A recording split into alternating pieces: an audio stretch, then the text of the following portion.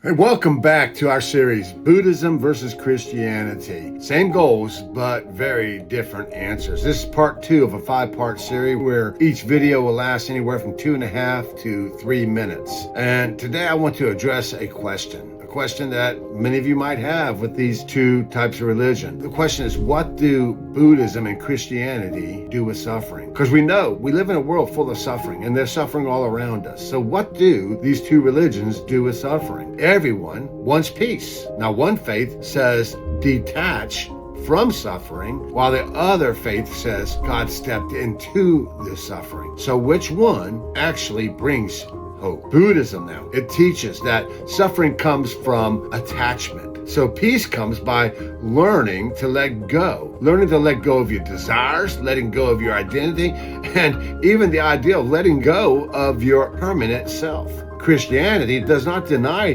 that suffering exists, but it tells a radically different story than Buddhism. Christianity says suffering is real because the world is broken. And instead of giving us a technique to rise above the pain, God steps into the pain. Jesus, listen, he did not meditate his way out of suffering.